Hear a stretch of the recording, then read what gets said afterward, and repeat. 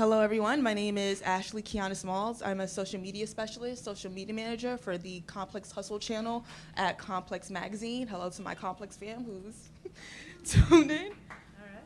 And I am also the creator for Small Social, which is a social media marketing firm.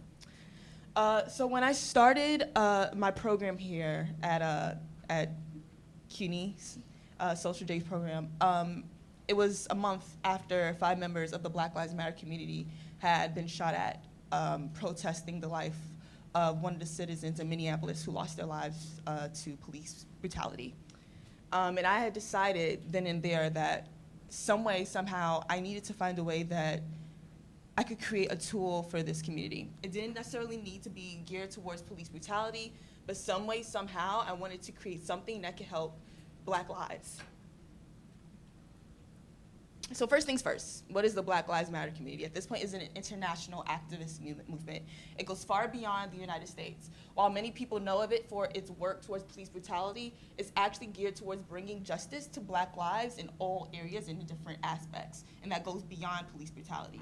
It has spawned different movements, such as Oscars So White, and trying to bring diversity to the Oscars, as well as Black Girl Magic, which is what I shifted my community to, because I felt like if I wanted to make a big impact, I should probably start on a smaller subset of a community.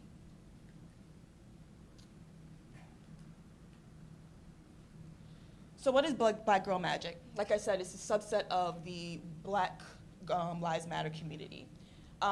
When I went out and I spoke to my community about Black Girl Magic, it would just make them smile, because it is at its root, it's an empowering theme. It's all about what your success is. I would have people tell me, Black Girl Magic is when I get straight A's in school.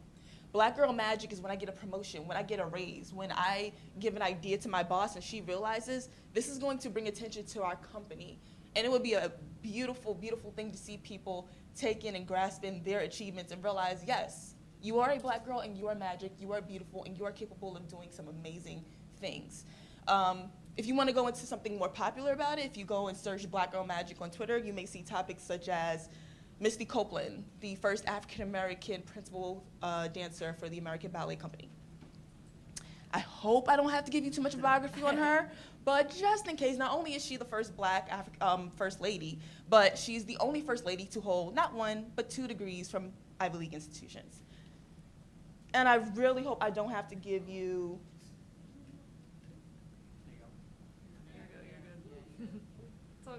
I really hope I don't have to give you too much of a background on her as well. Beyonce Giselle Knowles, who became the most nominated woman in Grammy history. And I basically, I'm pretty sure I told all my Social J classmates I was a Beyonce fan before I told them my name.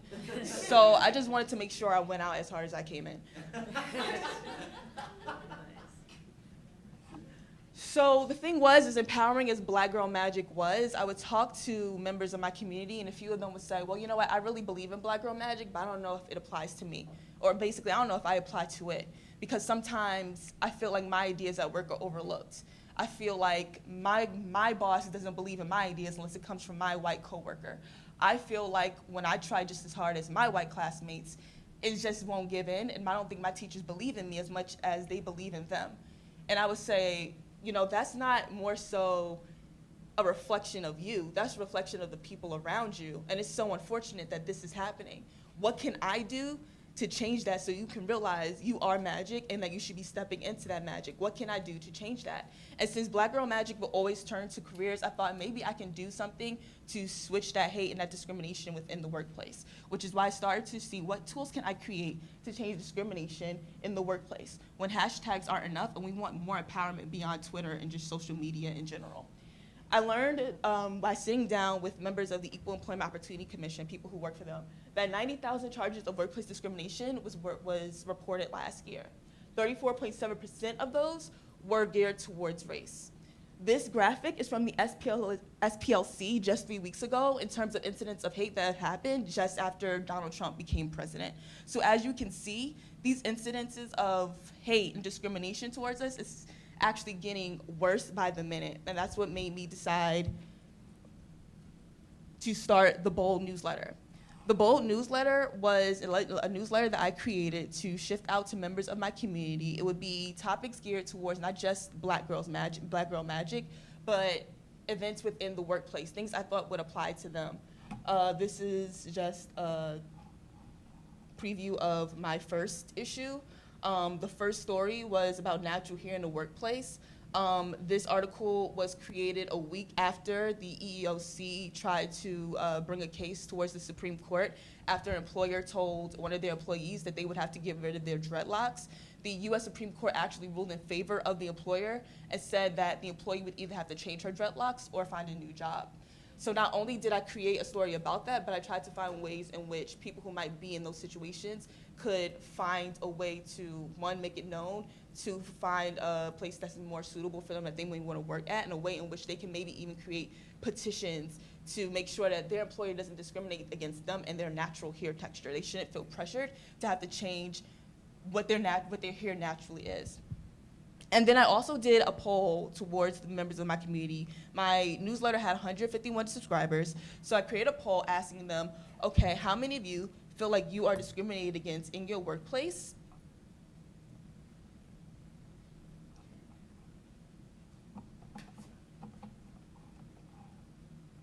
.5% of them said they felt like they had been discriminated against in their workplace. 5.5% of them said that they don't feel that. And 6.1% of them said, actually, I really don't know when I look back at it. This was crucial enough for me to create the No Hate chatbot.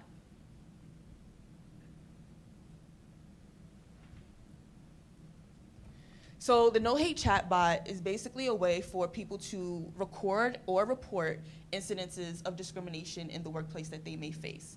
Basically, you can visit my site, which is proudblackgirls.com, and you'd be able to click on chatbot, and you could, like what was just shown here, I named my chatbot Michelle after Michelle Obama, and she will basically ask you a series of questions in a conversational tone that will ask you about whatever incident at your workplace that you've been dealing with. At the end of that conversation, you'll receive a receipt saying this conversation has concluded, and within 2 to 3 days, you will receive an email of the full report of what you created, and you can have the option of either sending that to HR or even to the EEOC.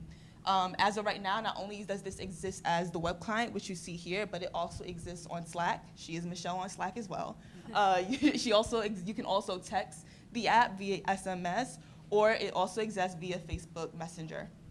And I actually, I think the other person may know this is Joe, but I will share this with my classmates as well. My chatbot was recently nominated by Fast Company as a World Changing Idea Award, for the World Changing Idea Award.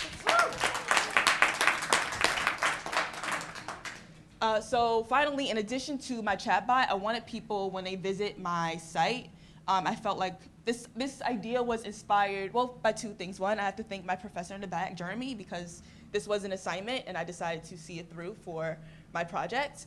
2, this idea was also inspired because I went through something similar at my former employer, and I remember the feelings of shame that I felt when I went through it.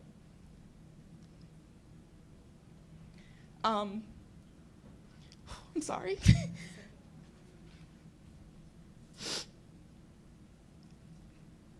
I'm sorry.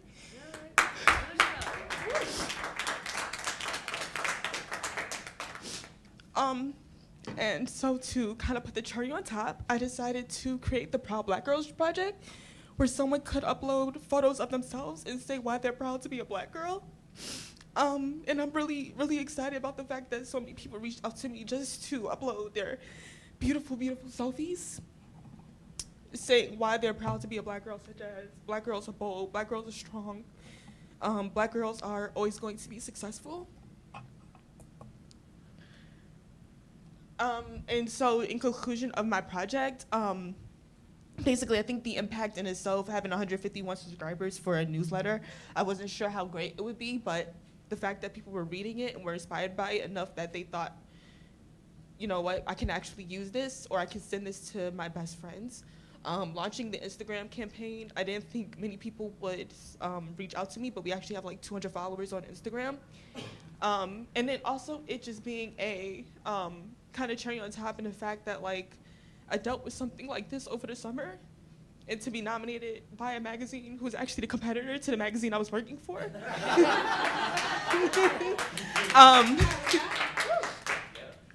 I think it definitely had an impact, and I'm just hoping that no girl ever has to go through what I went through.